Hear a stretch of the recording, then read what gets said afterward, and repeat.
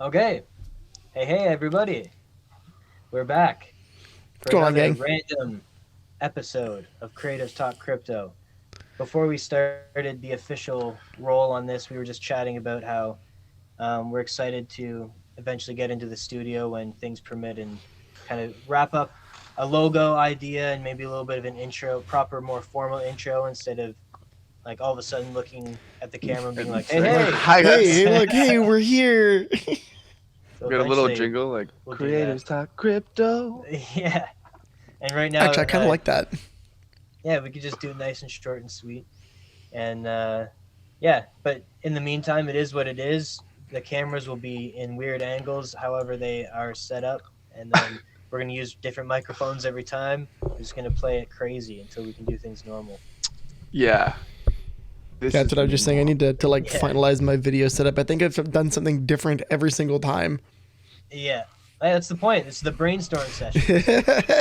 Well, we're figuring out all the stuff, so when we can do things the way we want to do them, we've got some of the rust off yeah. of the wheels. It wouldn't be a podcast if somebody doesn't fiddle with their mic for the first 30 seconds either. Yeah, There we exactly. go. All right, so I guess once again, the main kind of thing we focus on is trying to chat about cryptocurrencies from the perspective of creatives Mm-hmm. rather than price speculation, which is what the internet is full of because it's kind of the Get rich quick. Yeah, as people per like usual, to that's what r/Wall Street Bets is for. yeah people don't like to know that hard work is still required even when creating a new hopefully a new ecosystem of internet monies. It's Mm-hmm. not just invest in a coin and become rich because if you look through the projects everyone thinks that, so instead let's go through and find the ones that we think have cool potential technologies for creative individuals. And I think realistically, Theta is one that we know is going to be here to stay. So it's a good one to focus on and talk about rather than other more speculative assets, I guess. It makes a good case study, right? Because it's also quite insular.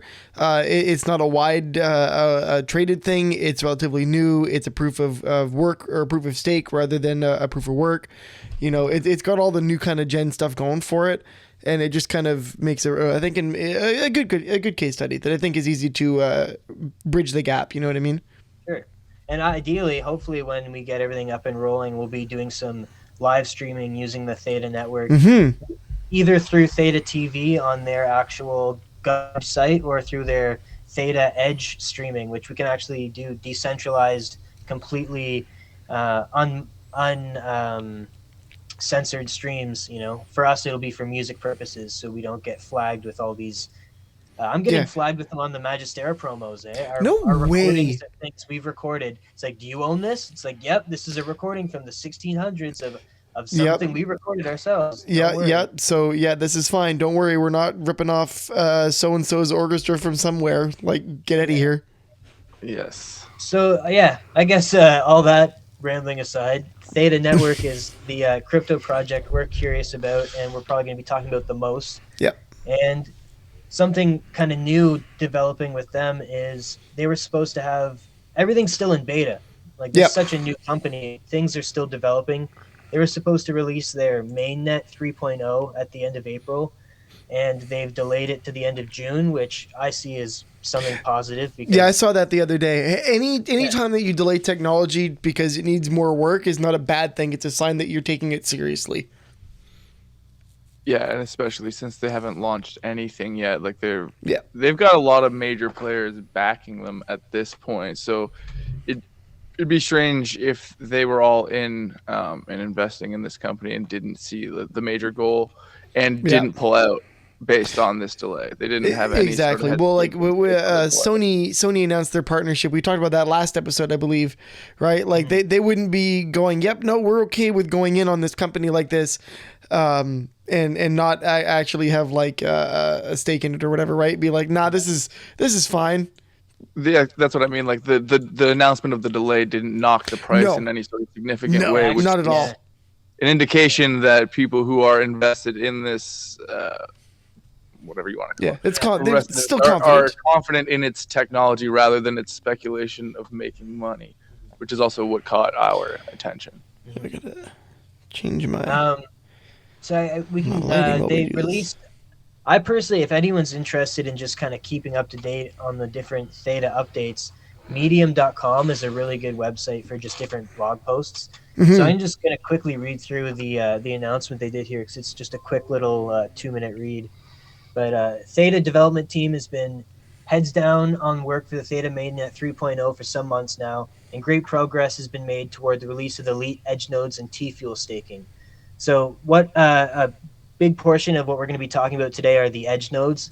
The biggest thing we can do as the community for Theta is to try and get their edge node count up. So when we started this podcast, they had like 10,000 edge nodes. Now they're almost at 40,000 edge nodes, Holy and their crap! goal is to have 100,000 by the end of the year. And Totally my doable. opinion is that so they can facilitate real work. Because right Yeah, now, if you download an Edge node and you're running the transcoding jobs or whatever, you're just doing jobs for Theta TV. You're not yeah. even doing. They haven't even sold their services to any companies yet. They've got Google and Sony and all these people partnered, and they haven't even used their services yet. They're just preparing things. Yeah, exactly. They're basically just running a check to make sure, again, that everything works properly, which is hence probably why they found the reason for the delay and the need for it, because things probably weren't working as optimally as possible. Yeah. And again, them being so insular and like you were saying, away from everyone else, it allows them to do these sort of things and Yeah. make these sort of moves without being so negatively affected like other companies would be. Yeah, yeah. Like imagine if I don't know. Okay, good example would be Ethereum, right? They make any kind of like, there's going to be a slight change to X, and the price jumps all over the goddamn place, right? If there was a headline, yeah, that pushed their launch back over a few months, yeah, it Oh would yeah, definitely affect the price significantly. hugely. So what's kind of cool about the what's built into the Theta Edge node incentive structure is when you're running an Edge node, you're earning T fuel by doing these caching jobs or these edge compute jobs, and then once you can earn up to 10,000 T fuel, you can stake that and earn interest on your T fuel. Yep. And that turns it into an elite edge node. So we're still trying to figure out what all this is. They're secretive, obviously. They're trying to figure things out. But I would imagine when you've staked T fuel onto your edge node and made it an elite edge node, you're going to get first crack at some of these jobs, or maybe you're going to get a better return on your T fuel staking or something of those. Honestly, what it might end up being is something to do with hash rating, maybe. Right, like sure, your hash rate doesn't necessarily change, but perhaps as an elite node, you end up gaining more share of the network. Like more jobs come your way, and your payout per hash rate is perhaps higher, right? Because they can, rather than the payout being market based for what you get, right? Like say I make 1,000 satoshis for everything I mine on whatever, right? I'm always getting that, but they might give me a bonus back, right? They may give you some sort of incentive back. So everybody else would get 1,000. As an elite node, you get 1,500. And if that could very well be true. It could also just be based on the fact that when you are able to stake T fuel, you're gaining interest on it might just be based on that. Yeah, it could just be interest based. Yeah. Who knows? It's complete. Yeah, there's very little information yet. Yeah. But what's kind of cool is you are signaling that you're a reliable part of the network because you're not going to be turning like the CEO Mitch Liu posted on Twitter like, hey everyone, could you please not turn off your edge nodes at night? Like we need these things running 24/7. Like, yeah, you have to understand these things are just like daytime. Yeah. It's kind of cool because it almost makes it seem like a meritocracy could exist again, in the sense that like you put in the work, you're going to get paid, and they incentivize you at each step of the way to do more, to help them. Yeah. Which is crazy because, I mean, that really hasn't been true in our society for quite some time, where if you actually do work hard, you might get ahead. Yeah. So it's an interesting standpoint to take at the beginning of a project like this. Mm-hmm. What's really interesting, too, about Theta is a lot of the proof of stake concepts are done where it's distributed throughout the entire community, where in obviously complete layman's description here, not experts, we're creatives. Yeah. Theta has built their proof of stake based off of validator nodes and guardian nodes. So you have enterprise validator nodes. There's 14 of them. So to my understanding, because they have this small amount of discrete trust within a small amount of enterprise validator nodes with millions and millions at stake, Right. they can mint blocks faster because they don't need consensus amongst everyone. What the Right. Guardian Right. nodes do is we double check, and we're a second layer of defense, and we double check to make sure no funny business is going on. So you have, it's almost like a tech company, the powerhouse of a tech company, but with the decentralized community keeping things, making sure things. It's like Checks and having a board of balances. directors Yeah. that is directly responsible to the shareholders, like directly, Yeah. right? Like imagine going, okay, we want you to do X, and they go, okay, we'll go and we'll do X, and then they turn around and actually show you the work. Okay, we did X. Is it X? And you go, yep, that's X, and they go, okay, good, everything's good then. Yeah, things are still done by consensus. As I don't think it's come to the maturity of the blockchain yet, but eventually Guardian nodes will be voting on different protocol things and stuff like that. So it's very cool that it's a fusion of, in a way, big tech and community, and we'll see how it develops. It's going to be interesting. I think it's definitely got a future in the internet, right? Like that's, I think community building is the way going forward on the internet. It's always has been, but the way that we can easily connect to each other, especially with streaming stuff more than ever. Like I'm old enough to remember going from just web chats to forums to stuff like Dig and Reddit, and now we've got like TikTok and Twitch and all that other kind of stuff, right? Like, it's all about community building and being able to take that from just words on a forum into actually transmitting real world stuff. Like that sort of thing, getting into NFTs kind of things. Like this is my NFT drive, by the way, is as a community, we can actually create and build something that allows us to shift goods between each other, right? In a way that has never been possible on the internet. And I don't even know if we're going to actually get to the freedom we think it's going to, because there's always going to be limitations. But man, it's really inspiring to see where it can go, I think. Yeah, Actually, for sure. Charles Hoskinson goes live all the time. He's a very interesting guy to listen to. But one thing he was talking about recently, I don't think a lot of people are paying attention to, is we're in kind of like this pirate radio world where things are like DeFi and there's no regulation and there's no borders and things it's not going to last forever. You're not going to be able to make $1 billion and never pay taxes and never these things are going to catch up on you. And it's like the early days of YouTube. It's not going to be the utopia we think it is. All we can do is hope to create something as good as we possibly can. Yeah. So I do agree with there's a lot of good on the horizon, but we got to still. Yeah, regulation comes for everybody at some point. And we got to make sure the regulation is good, because good regulation is healthy. I think the good thing with a decentralized network like that is that it gives a lot of the bargaining power into the hands of direct people, right? That I think and has no way of removing that power from those individuals, right? Like you can, unless like an exchange dries up, right? Like that would be the only instance in that case. But if everybody has hardware wallets or like my own node on my computer, you can dry that centralized whatever exchange up all you like. I still got my share, motherfucker. It's mine. You can have it when I'm dead. You can't just walk away with it, exactly. Right? Like there's no way to get rid of that. Then each person who's also edge computing or doing anything sort of like that is essential in the ecosystem in order to create money in the first place. So if that company were in any way to lose trust amongst its constituents, they would automatically leave the network, leaving it useless anyways. So like it puts a lot more hands in the users, or a lot more power in the hands of the users and users at least. Yeah, which is, I think, again, it keeps, it's a safety net, right? It's that it goes a long way. It's going to take a lot to remove the power from the end user base, right? Yeah. There's no way for people to be like, haha, we can just quietly do our own thing behind closed doors now. It's like, no, you have to go through us for everything.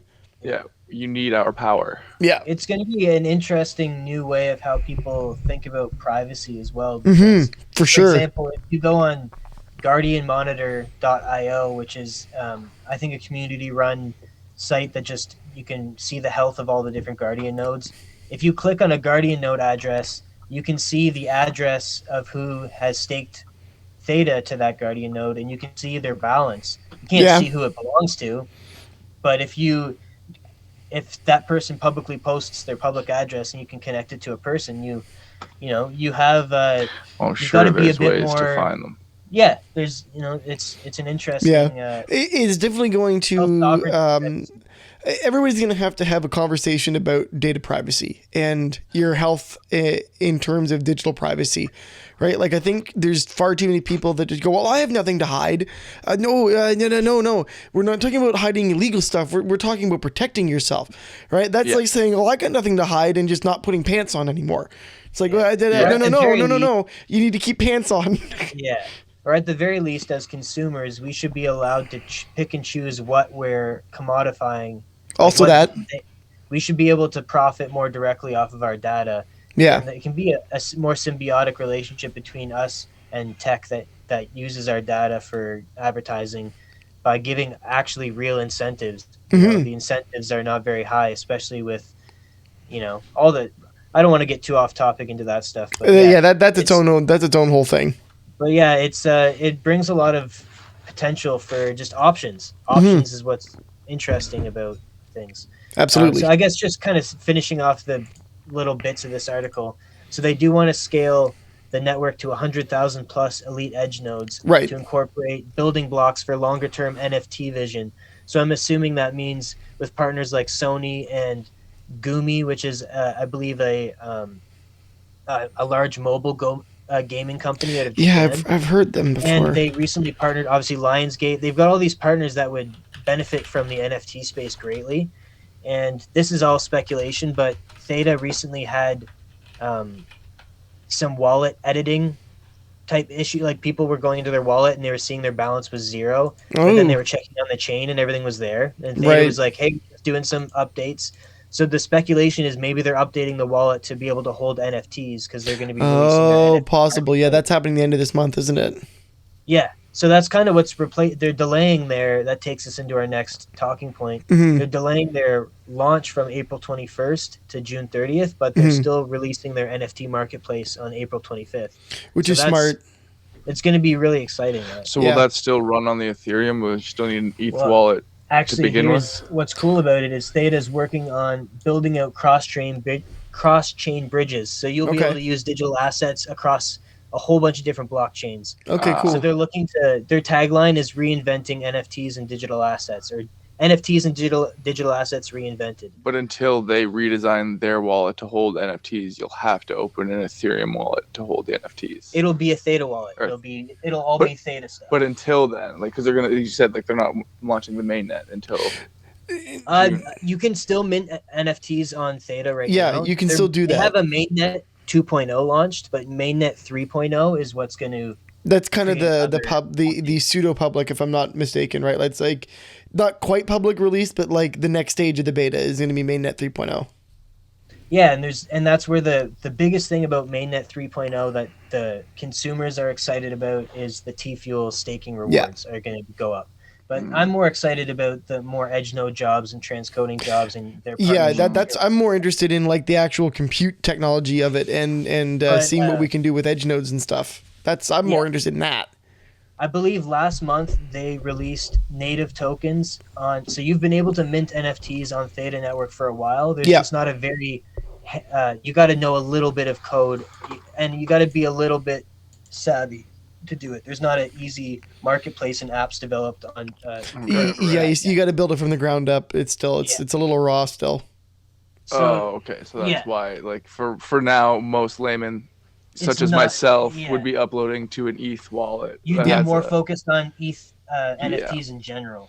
Just because I was gonna say I don't know how to, but there are a few sites out there where you can literally just upload your photos as long as you've got everything there, and you can just create a wallet, an ETH wallet. And congratulations, I can sell these. And I believe some of these NFT marketplaces are allowing you to not even ever have to transact in crypto. Like, you can purchase the NFT in fiat currencies and it does the conversion and gives the person the crypto.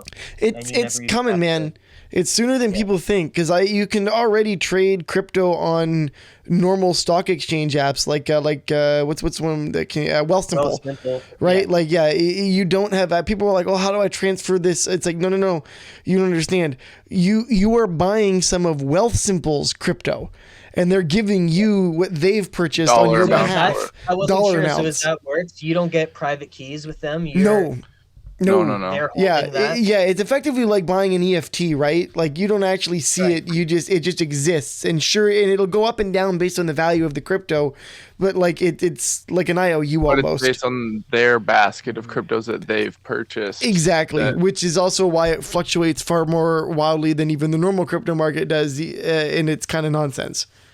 That's but anyway, wild. that's its another own thing. layer of manipulation on inside of that. Well, to tie that to creatives and stuff, I'm hoping one of the announcements is that PayPal is going to be integrating crypto merchant payments. Yeah. I haven't done enough research into that yet, but I'm hoping that means, I have a feeling it means they're going to be keeping the crypto and they're going to be giving you the fiat equivalent. Yeah. But I'm hoping it means you can be paid in a cryptocurrency, because as a company that we want to be on the edge of the live streaming and the technology and using a crypto-based live streaming company, it would be able to great take direct payment in crypto. Yeah, that'd be great. That's the point. We want to start normalizing. We want to be able to. I would imagine that PayPal would be wanting to set up more as like an exchange feature, right? We can pay you in crypto. We can pay you in fiat currency. Need to have a wallet. But you need to have a wallet. Exactly. Yeah, you'd have to link another wallet either externally or from Coinbase or whatever, right? Or maybe they'll have their own wallet that they're going to be creating. Who knows? PayPal will create their own wallet. They always get their cut. I'd imagine they would create an exchange wallet of some kind that you can hold internally. But you could, like, I would imagine you'd be able to link like your Coinbase to it, right? Like that kind of stuff, right? Who knows? A little side note, I've been a little slacking on it. It was a positively busy month, and then we got locked down again, so I'm going to be dead again. So I am going to make a wallet video, like a Theta wallet video, and a Theta Edge node download walkthrough, so people excellent idea. It's really worth it. Like one of the things that we're trying not to be price speculators, but when we're talking about the incentives to run an edge node, it's worth mentioning the price of T-Fuel has gone up 16x since we started the podcast. Insane. So the price incentive for running an edge node is becoming a lot more reasonable. So it's something to think about. It certainly is. Again, we're not promoting it based on that. We've just noticed. Built into that's part of their incentive structure. We should tell you, you're still not going to make enough money to be rich quick overnight. No. It's not going to happen like that for you. It's a long haul. Internet bill if you get a lot of jobs and stuff. Yeah. This is still beta. It's you running an edge node is helping them figure out how to run a really successful edge network. Yeah. You're basically live beta testing. Absolutely. Yeah, in what they're doing, then you can invest in a larger amount. And again, like I said, you're incentivized at the larger amounts to get a larger return, but you kind of have to see the vision in order to invest that sort of money. Yeah, you have to believe in what is going on. Mm-hmm. But and as a creative person who doesn't want to get involved in finances at all, you can just start dabbling with and reach out to any of us to talk about just live streaming. And if you'd like to work with us if you're interested in the idea of decentralized live streaming, the Theta Network isn't robust enough in London to do it yet, but start chatting with us, because that's something we're going to be doing. Yeah, that's our goal anyway. Or music events or anything like that. We really want to kind of get off of, not only because of the different limitations of Facebook and YouTube in terms of reaching your audience, the limitations of audio and video quality. Yeah. Live streams on Facebook are almost not even worth doing with what they do to your audio and video. They compress to garbage.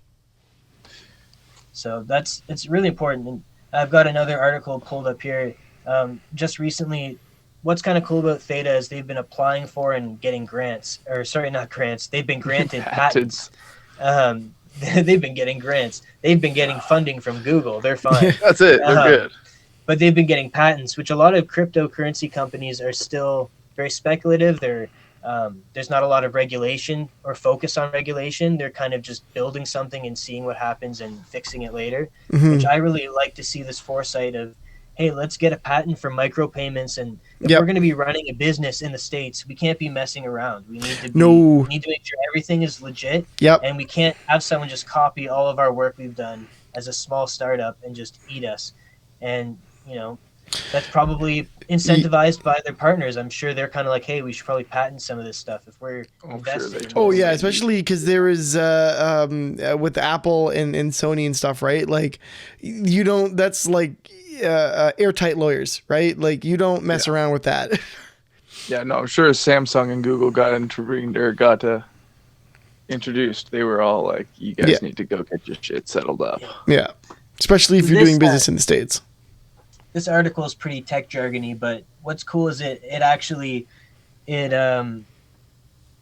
patents their distributed CDN, which is going to be the big thing. There's a couple of other crypto projects that are trying to do the decentralized CDN thing, but right. They don't have the partnerships, they don't have the patents, and it's just when it comes down to it.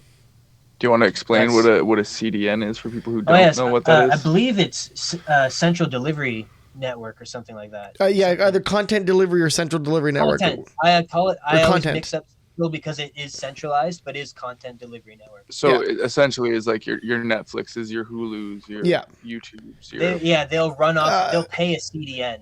9 times out of 10, anything .tv runs on a CDN. Yes. So that was actually how we mentioned it in one of our earlier episodes, but that's kind of how Theta stumbled across this technology. Is they did start out as, hey, let's be a decentralized streaming network, and then they started to build it and realized how expensive it was just for CDN costs. So their solution for that ended up being the basis like of the company. bigger vision than just the streaming service. Which is genius, though, right? Like, let's pay people to generate the network that will then let people not have to rely on a network, right? It's like paying for itself. I was listening to a very podcast. Symbiotic. The Lex Friedman podcast is incredible. Highly recommend Lex Friedman podcast. He's just a really intelligent guy, and he's very he is very level-headed. He's not gonna dive into any kind of hype of any kind, and he likes to figure out what's going on. He was talking to a guy named Anthony Pompliano, who I was surprised. I avoided listening to him at first because he's the very popular Bitcoin advocate. Right. And initially, I was just turned off by the idea of the guy going on major network TV and talking about Bitcoin. But listening to him on this podcast, I was convinced, this guy he's not all talk. Like, he knows what he's talking about. One of the things that was really interesting, they mentioned one of the largest things stopping automation is we can't clear payments fast enough. True. Even Visa and all that stuff, it's clearing. Takes forever. I work at a bank. It takes forever. Yeah, it takes forever. Man.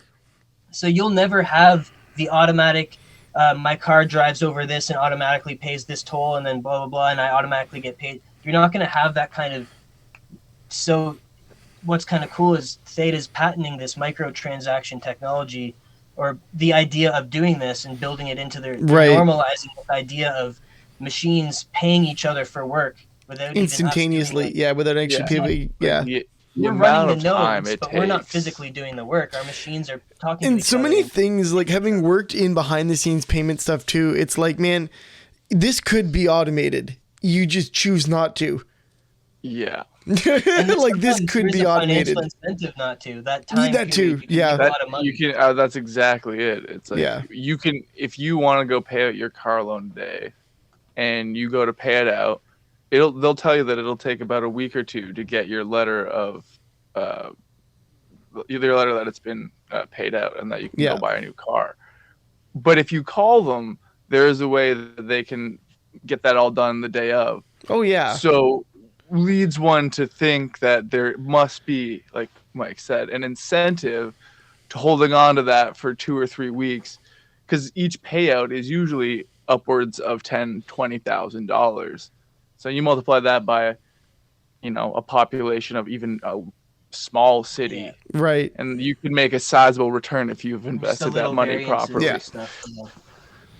But yeah, so that was something that I found really interesting. That people, I think the average person is just hearing about Bitcoin and thinking about, new digital money.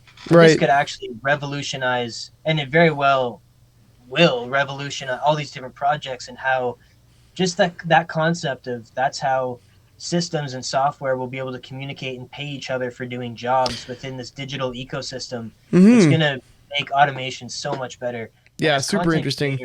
It's going to help us take out a lot of middle, the funnel, all the people grabbing at your, like, we barely make anything off of what we do anyways until you are the very small few that's popular.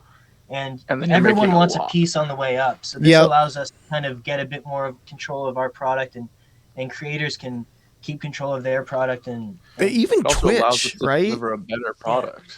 We can Like- deliver in 4K and 8K and whatever Yeah. potential once the network's actually built out, because it can be able to handle with Well, like, everyone's executing. Twitch is a really good example, right? Because that's like the world's most popular streaming service besides YouTube and Facebook.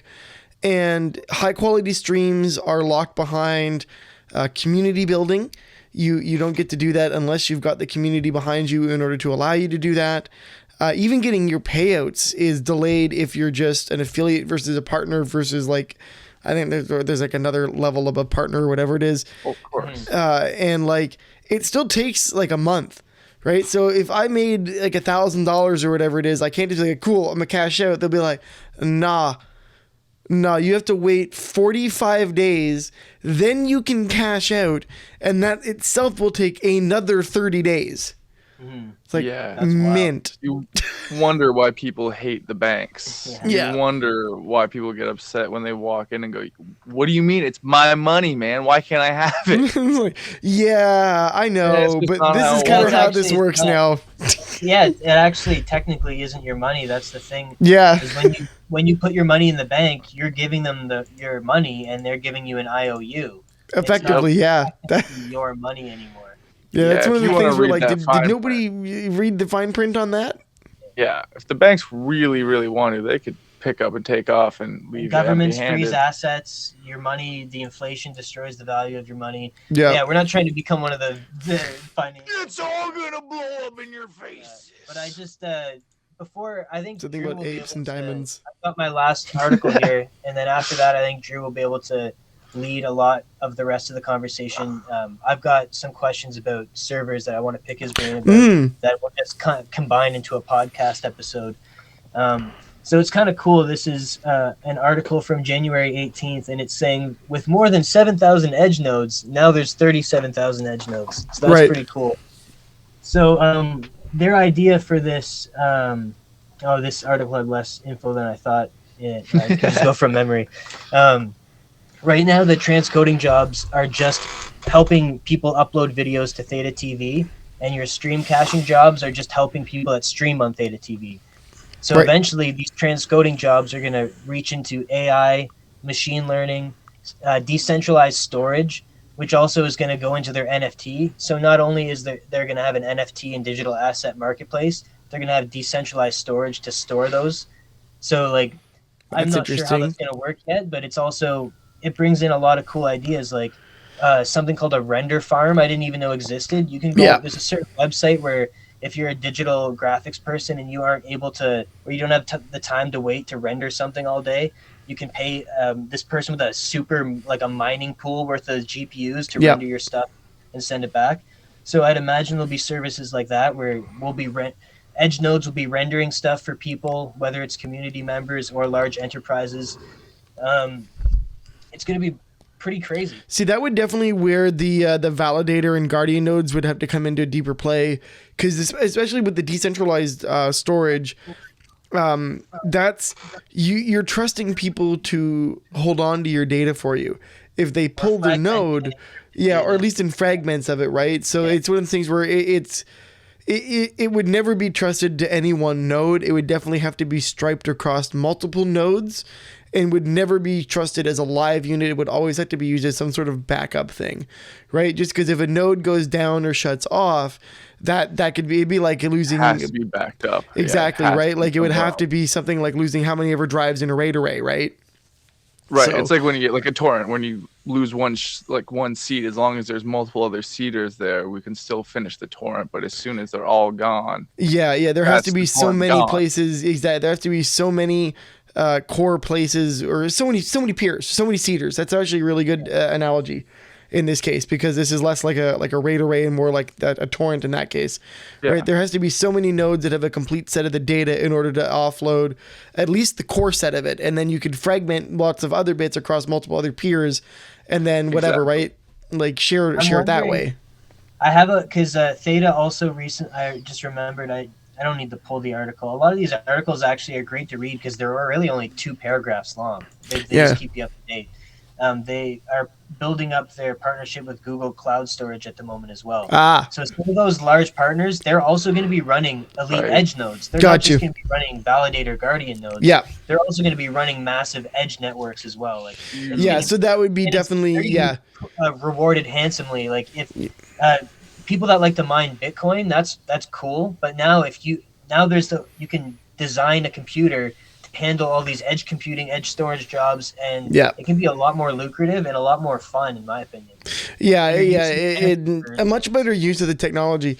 Like being someone who's builds computers and whatnot, like it's depressing when it's just like, no, I just want to buy graphics cards to make Bitcoin. It's like, oh, that's a lot of really cool PC silicon that's just chilling and to being my abused. Understanding, that's the least effective way to mine Bitcoin now. Most people just go into mining pools. Or ASIC miners is the true thing, right? Like if you want to be profitable at mining Bitcoin, you got to drop anywhere from 40 to 80 grand, and either buy a gigantic mining pool and somebody I'm pulling numbers out of my ass here. But you need to buy ASIC miners, which are dedicated compute units to do one thing and one thing only, and that is make Bitcoin. And that is it. They will always beat anybody with a GPU. You could have 1 million GPUs. You could have 1 million 3090s, and they will always beat you to the hash. Always. Because they do one thing and one thing only. Yeah. So it's in the reality of it. And how much do those cost? They're actually not that expensive for the good ones. In terms of the investment, you make the money back. Yeah, you don't get your ROI. Like the thing for regular people, like if you were just like, oh, how is that more than a 3080? Yes, a lot more, but you will make that money back. Yeah. But that's its own thing. Yeah, but that's the idea of we're evolving as a cryptocurrency community. Us three are brand new. Being the age that we are, we've always heard about it, but we're brand new to really digging into it. And it's cool to now. One of the things that made me disinterested in it initially was the idea of just solving problems to validate money was not that cool to me. It just wasn't. I don't care about money that much. It's just not something that I care about. But then when I was talking to someone that I used to work for, and he told me about Theta, and I looked it up, and it was literally solving the issues of the company that we're looking to build, and it directly integrates with what we're trying to do and solves the issues we would run into. I was like, oh, I can get behind this.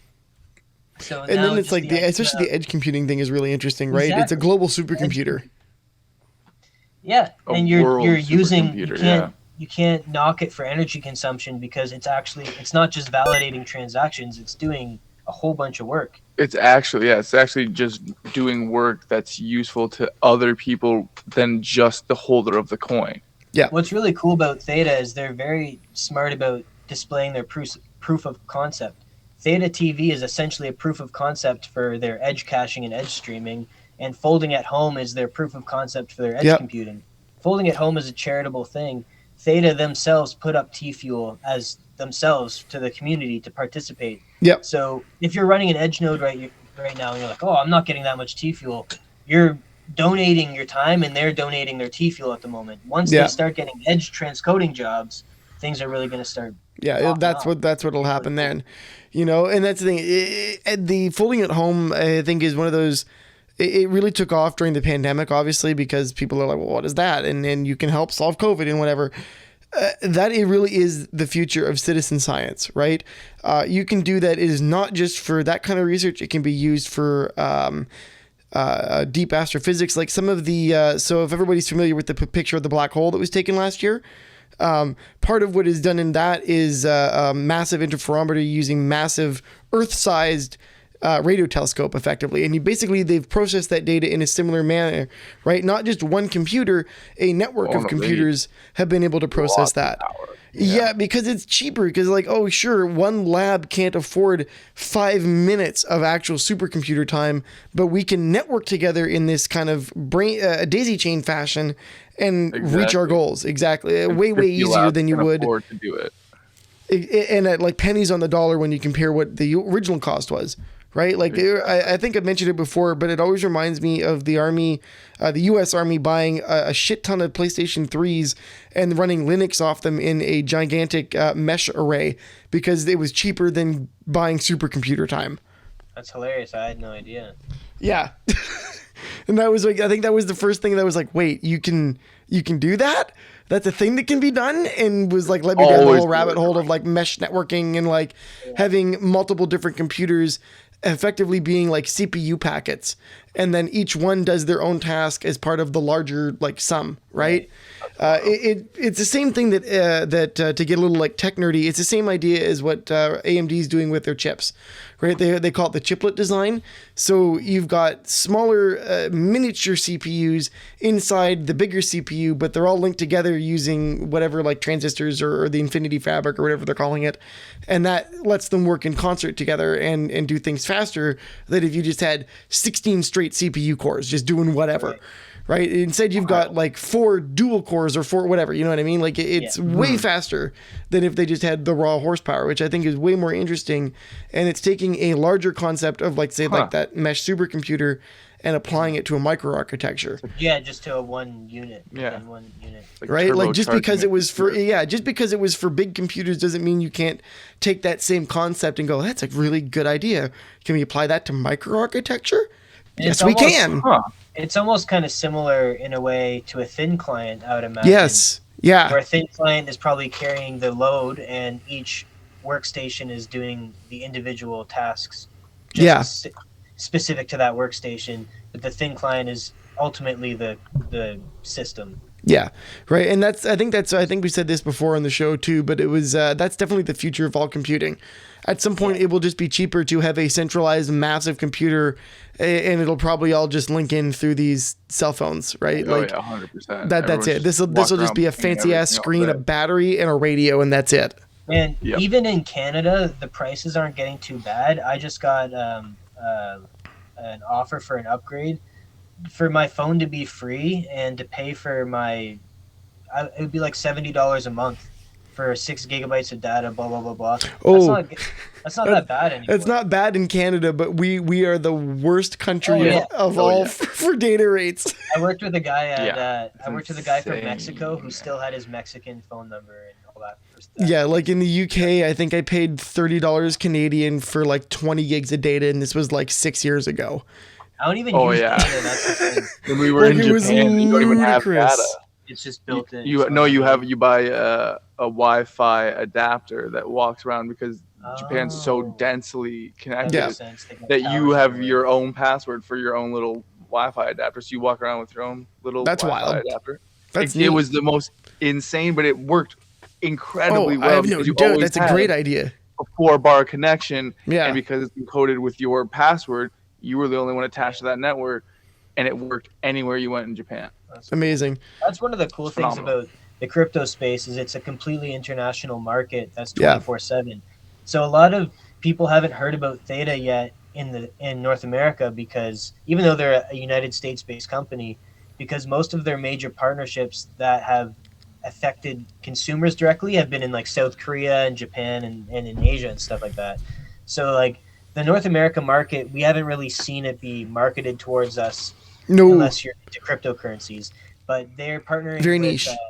There's a software called Line, I guess, that's really popular in Asia, and it's like a social media / currency / it's a multi-platform. Yeah.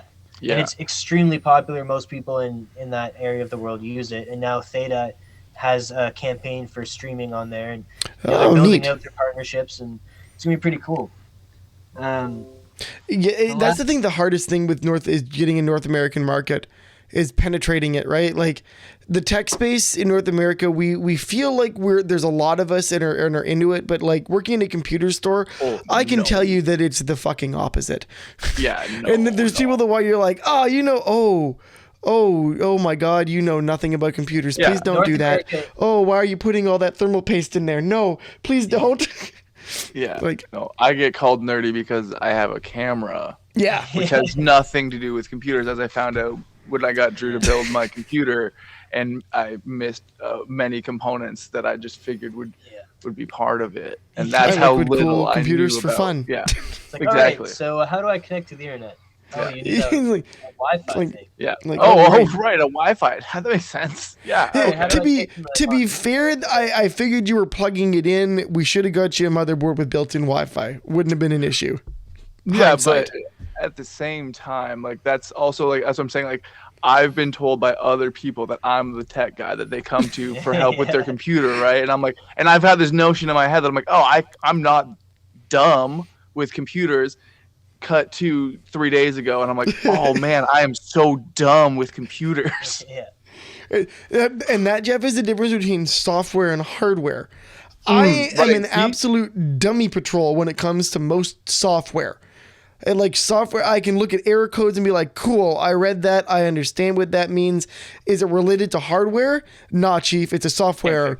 Can't fix it for you. I'm out. I don't know. But if it's like, yo, there's something wrong with the memory controller, I can fix that. That I know it. Okay, cool. We can go to memtest. Let's fix the memory. I know what that means. Yeah. But like, yeah, unless it gives me a hardware error, It's toast. Yeah. I had my before. Maybe I have a couple questions about servers and stuff specifically. But the last notes that I had in our little doc here had to do with the people that are potentially listening to this podcast are probably people that have a music production computer or a gaming computer, Yep. or maybe a computer that they edit video and stuff on. If you have a decent computer, odds are you can run a Theta Edge node on light mode. We've been running them on pretty old laptops and stuff, and it's been fine. And just tremendously old laptops. I've got a really old one that runs it, and it runs it just fine. And if the only reason you're doing it is to just test it out, it's worth it. It's not supposed to be a lucrative endeavor. It's just it's not like trying to turn. You're not making money here. No, but it's useful. It's useful research.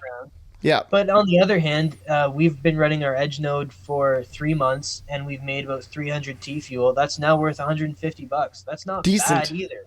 No. And the value of the currency is still in speculation mode. It's still finding its ground. Yeah. This is such a new product. We're still early as a community. All of this stuff is still in beta. So if you're interested in cryptocurrency, don't worry about reading all this random stuff about Bitcoin.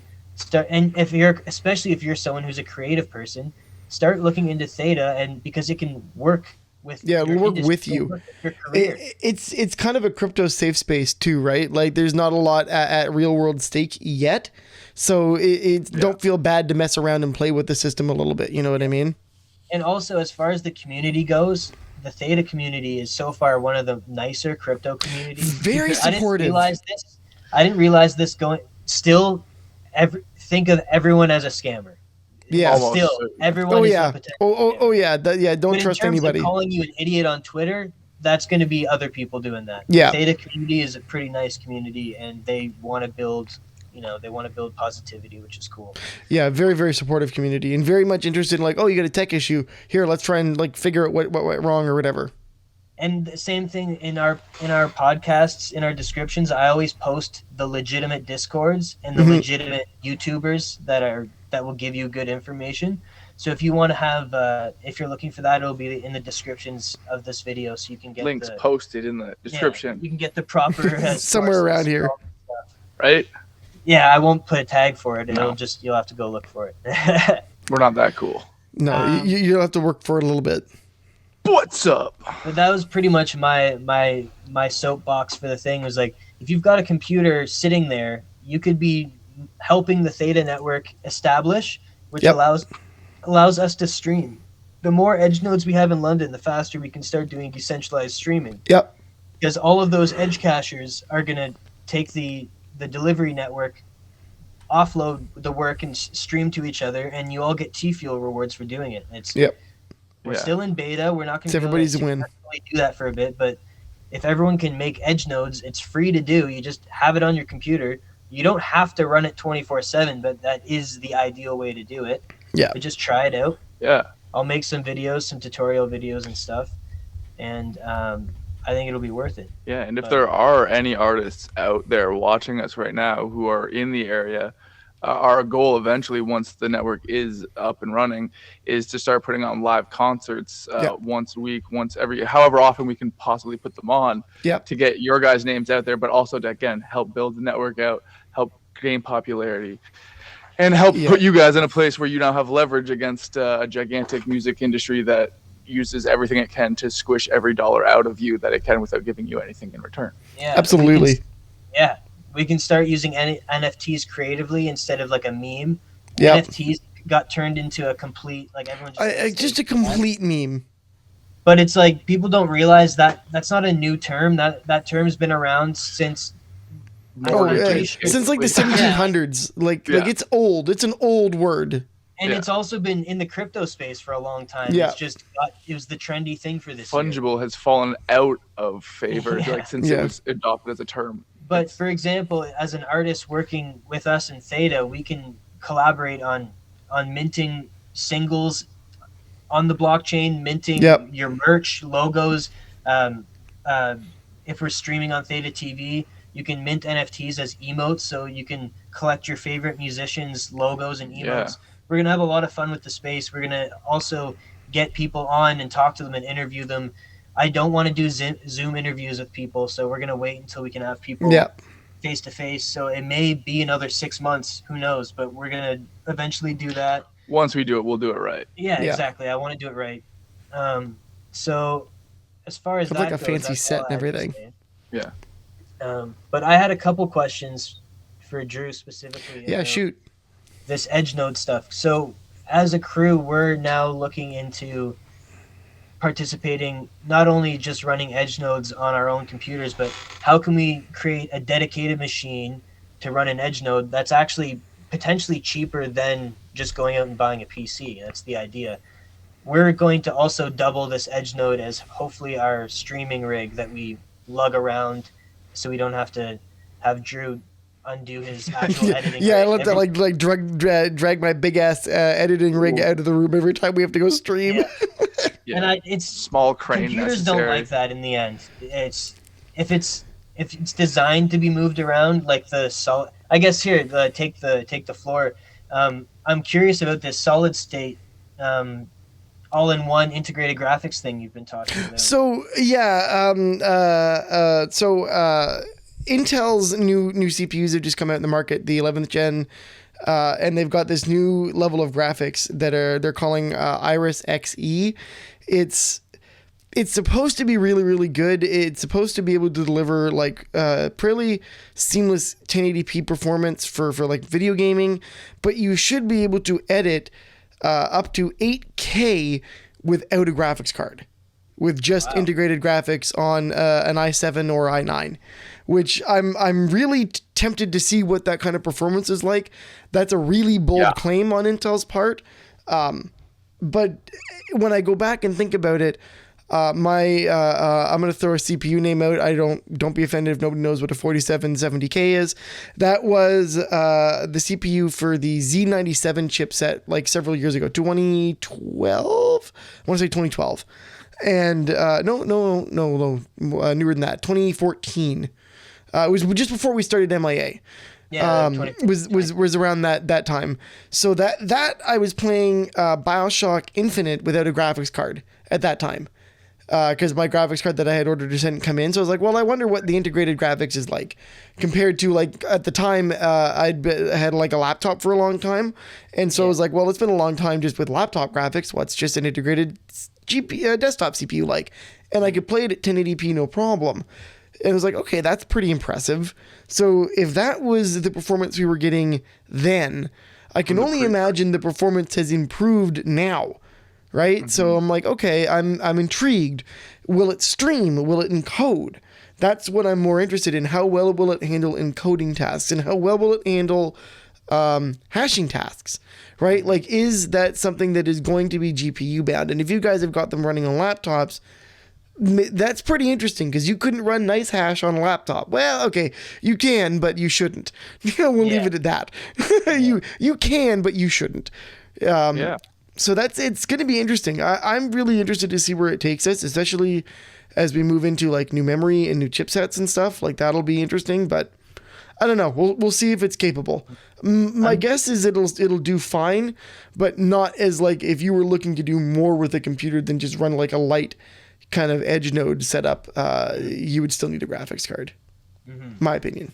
So I'm curious about that because so far a lot of the workarounds I've been seeing for edge nodes are to refurbish old HP ProLiant servers. Oh yeah, like the G5 or the G7. yep. The downside of those is they're pretty old. And Yes. you can't really. It's hard to connect. You're dealing with a lot of conversions. Like they're using a different drive. Yeah, well, it's not even that they're old. You're also dealing with enterprise level equipment at that point, right? So more often than not, those servers are using what we call SAS, which is just it's an enterprise version of SATA. It allows you to have complex drives. That's what allows those hot swappable drives bays in the front of those kinds of RAID rigs. It allows you to do hardware rating, all sorts of other stuff. It's slightly faster throughput than normal SATA. But yeah, you need a special type of drive or conversion in order to actually plug into those kinds of things. So like as a regular person, I would stay away from buying used servers. Also, they're going to be incredibly loud. That is the other thing. They are not. You have to have them in a dedicated room that's going to be quiet and cool because they are not quiet because it's only like yay big. Yeah. That in order to cool this thing, you got to move air with a little bitty fan. So it's like just hauling ass, all the time. I almost ordered a ProLiant because shout out to Everything Theta. He's one of the main guys kind of taking on the tech discussion in the Theta community right now. He has a really good guide on how to build an edge node using an old ProLiant server. And I almost ordered one and did all that thing. I did a bit more research. I'm a recording studio. I can't have a loud server. I don't have the room. I don't have a separate machine room that I can store that in. And I'm also not very tech savvy, so it's not easy for me to convert all those drives to be able to use SSD. And if there's any troubleshooting with the installing an OS on it, like I'm going to be lost, and then I've got a $500 server I can't use. Yeah, so it's a whole thing. Know anything? This is very intriguing to me because I understand how integrated chips work. It's literally as simple as going out. You don't need to buy an expensive motherboard. You can buy a cheap H or B series motherboard for Intel. Those are their budget boards. Because it doesn't need to be creative. If you're just going to build it for edge computing purposes, you don't need the extra fancy nonsense in it. It needs to have at least one SATA connector so that you can plug a hard drive in it. It needs to have the appropriate socket for a CPU and at least 2 channels of memory. Beyond that, everything else is superfluous, right? That's just all bonus features at that point. Right. Especially when you add in like the I don't know if the right term is calling it a common adage, but the proper you can't buy a computer thinking that you're going to future-proof your computer beyond 5 to 10 years. No. So you're not going to buy an edge node that's going to last forever. So buy an edge node that's going to be used for right now. Yeah. And kind of work. Also, this is a new technology. There's some people that have been in the crypto space for a long time that have been able to make a lot of money off of it. So they're investing their profits in building robust edge node systems, which I think is awesome. If you're new to the network and you're trying to dabble, there's no need to do that. No, don't run out and build a Threadripper.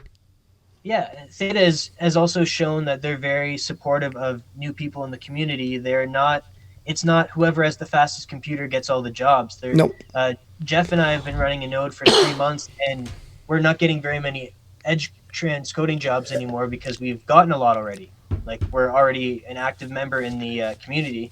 We've been verified or whatever it was. Bumped up. First day with the new mouth. Spreads it around. It's and also they create.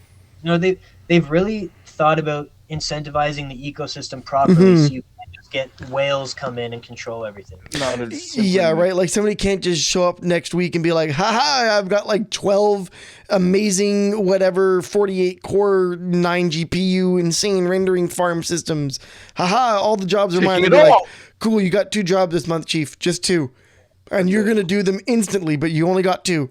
But you only got the 2. I don't know for a fact how, obviously I'm not a part of the company, but from what I've seen, they're even with their staking, there's like a maximum, and all this stuff is done on purpose. Yeah. Not for the Theta, There's but limits. for the edge nodes. Yeah, a lot of people that aren't active in using the stuff aren't going to necessarily know what I'm really rambling on about right now. But the idea is that it's built up to welcome new people in, which I think is really cool. So as far as all that stuff goes, all we can really do, we got locked down again in Ontario, so we're just gonna maybe do one more of these throughout the month. But there's only so much we can chat about. The idea was to get creatives and stuff in here. Yeah. But I think the main thing, I'm gonna definitely do another video on making a wallet in an edge node, because I think besides that's a good idea. Getting creative people on to talk about what they think and get people performing and stuff, the main point is to get as many people as we can, even if it's only 5 people making edge nodes. Yeah, like I should do if you want to build yourself a cheap computer at home, here's what you need.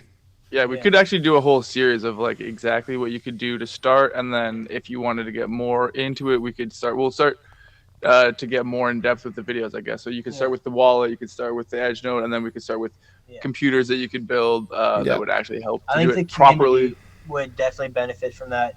It's kind of cool to think about being part of, and anyone that's maybe on the fence of like, hey, I don't really know what this is, tech jargon, blah blah blah. You're also starting to become a part of a community, which is cool. Like, to the people that were the early YouTubers and stuff, that people that were the early podcasters. It was Wild West. You had no community. You got to build that shit. You get familiar with the technology while it's on the ground floor, and next thing you know, when it's the common way of doing things in 10 years, you're already familiar and you're able to leverage your career with that. I'm reminded of my internet heroes, Brian Brushwood and Justin Young, starting oh my God, what the hell was that show? The BB live show, the Brian Brushwood live show back on Stickcam or whatever the heck it was, before even Justin TV was a thing. Like Web 2.0 kind of stuff, right? And being like, we don't know. Everything is going to be different every week because there was no Skype or anything like that. So it was weird getting people signed in to do video chats. You had weird audio issues. There was just webcams. There was no way to actually get like hard video into a computer at the time that any regular person could get anyway. Right? Like it was all crazy stuff, but that was a skill set that they're like, yo, we did that. We forged those skills in that wild, wild west time, so that when stuff like Twitch is a thing, it's like, man, we're miles ahead of everybody else. We have a community, we have a theme, we have an audience, we have a shtick, and we know how to stream in front of people, and we can just show up on this stage that you guys have lovingly built us and go ta-da. And it's the same thing. You have to learn how to navigate this new crypto world, figure out how it works, what does and doesn't stick, and then kind of explore the space, especially with something like Theta that's offering you a chance to also actually literally explore the space, right? Like they've just opened the door and gone, come on in, take a look, dig around. What do you find? You find any ghosts, find any weird stuff? Hey, look, there's a stage over there. Go stand on the stage and show everybody your weird stuff. Whatever, man. Test the space. Like, I think that's really important to do. If you're quick with computers and you absorb video tutorials quickly, you can watch a Theta wallet and a Theta edge node thing, and you can be up and decentralized streaming in literally 15 minutes. Yeah. It's pretty cool. Yeah, as fast as doing Twitch. Yeah, and no one's going to really see it yet because the community's so small, and especially in London, you need to have enough edge nodes in London also running so they can edge cache and send your stream around. But that's the point, is like, if we can get people making edge nodes, we can start to build up the system. Eventually, I think the plan for Theta is to not have to rely on people doing it on their own volition. No. They're going to be partnering. They're already partnered with Samsung and Sony. Yeah. And there has been talks of integrating edge nodes into smartphones and PlayStation consoles. So people may be participating as an edge node without even knowing about it in the future. That very well could be. Yeah, that's what I mean. Like this PlayStation 5s, that consoles in general, if they're not in use, it's just wasted silicon. Mm-hmm. And there's just thousands of them sitting there. We all have unlimited bandwidth internet plans, and we pay out the butt for them. We might as well be using extra upload and download stuff to build a robust community. That'd be nice. Yeah, that would eventually allow us to build if we get this started early enough, we could get a decent audience on the network, which would allow us to, when we bring artists on, give them large publicity, Yep. not only in London, but like potentially worldwide. around the world and at get that tips point. in crypto. Exactly. Which is pretty cool. And also, you'd be able to find out where you're, like, same with Spotify now, but you'd be doing it live stream. You'd be able to see where your art is sticking best. Yes. Yeah, it lets you break into different markets. In Canada. Right, like imagine, especially as a musician, like say you may never know that your particular brand of music is really popular in Japan, right? It would be, even just going onto YouTube, because unless they're looking for whatever, they're just going to get whatever the algorithm pushes at them, which, and if you're not popular, is not you. Nope. Right. This so, but something like Theta, for example, or even Twitch, right? A mainstream thing like music on Twitch is still a relatively new thing in a raw community. You can, if you stick to your guns, you can create a really tight knit community, and that is more rewarding and more important than just getting whatever hype, right? Because having a solid, exactly, because having a solid community lets you build better ambassadors, right? You gain mods, you gain trusted people within your community that you can rely on to help police, or not police, I guess it's a bad word to use, but moderate stuff, right? Like keep things under control and guide the community and be like, hey, you need to go check out X person, be your cheerleader, that kind of stuff. Exactly. Yeah. And if we can put in the footwork to build up that sort of platform to allow the artist a platform to then spread out. That's our eventual goal, is in order to create a platform where we can then set up our artists so that they can reach their full potential, and then not really have to leave London in order to reach that potential and find out where they go. They don't have to go to Toronto. They don't have to go to New York. They don't have to go to LA anymore. There's more than enough resources in the city to shoot amazing music videos, all the content you need. And then eventually we'll have the ability to stream and broadcast it worldwide so that you can get the recognition that you guys deserve. Absolutely. So I think it's super really cool. Absolutely. And these things are, because they're open source code, there's going to be a whole community of people building apps to make them even more robust. And Theta is patenting things so they can keep their source profitable, so they can build a company and cover their bases business wise. But their code is still open source. You could make a Theta copy, you just wouldn't be able to do the same business moves that they're doing. So which is smart. Yeah, it's really cool. There's going to be a lot of stuff building out on that, and I can't wait. It makes me wish I was a computer programmer, to be honest. Yes. I mean, if I could go back to school forever. I've already seen people in the community talking about the obvious first step would be making a VR, AR music venue. That's already in the talk. Oh, so how many times I've said that the future of concerts is going to be somebody popping up a 360 cam and then offering people to be able to stream to it and enjoy the concert live. Right? Like, and even more so than a 360 cam, one of the patents that Theta holds has to do with multicam viewing of stuff. I think specifically with video games. So if you have a video game tournament, you can program multiple camera nodes, so you can control your own camera angles and stuff. Oh, that's cool. You can be your own floating. So basically your spectator cam, like literally live spectator cam, and then you can be like, I'm gonna watch Billy. 3, 4, 1, 2, 3, 4. So that may very well play into what we've talked about in the past of, wouldn't it be cool to have, instead of Drew doing our cuts, we just have all of our cameras streaming into software, and the viewer creates their own visual. And they get to choose based on what they want to look at. Out of the passive seat as well, and makes them a lot more active in the process. Or there's both. You can either watch the edit that's being provided by, or you can edit your. Or you can get your own. Choose your own adventure. Choose your own adventure mode. That's honestly, that's super cool. Both are really interesting ideas, right? And like Theta, the amount of the bandwidth problem they're solving would actually allow that to be. We would allow that to be a thing. Mm-hmm. So I feel like this has been a relatively long episode. We could probably wrap this one up. We're about our usual mark. A tech-heavy episode on purpose. So hopefully, we're trying to also. I've been semi-active with Solaris Studios on Twitter, trying to engage with people in the Theta community and just start posting clips on there and get. There's not a lot of people making interesting content about crypto that isn't just price speculation. Yeah, it isn't just money. Yeah, it'd be nice to try and I hope there's more people. I'd imagine there's more people like us that also want to hear people talking about brainstorming optimistically about the tech rather than And the real world will applications. things go to the moon? Like Yeah, it's like just I'm more interested tired of in seeing that. Like I want to hear from people's opinions, you know? yeah. So I guess one last iteration is edge nodes, man. People, you should look them up. Reach out to us, Yep. talk Get to us, on it. ask us about edge nodes. I'm going to release some videos talking about that stuff. There's going to be links in the description of these videos on the Discords and other reliable YouTubers in the Theta community.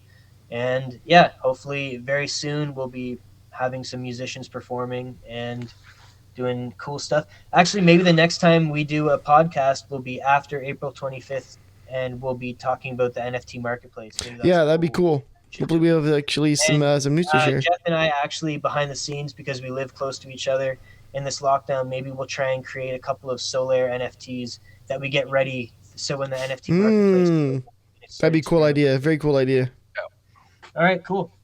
Well, that's I think that's pretty much everything we got. So thanks for watching, guys, and we'll see you next time. Yeah, for now.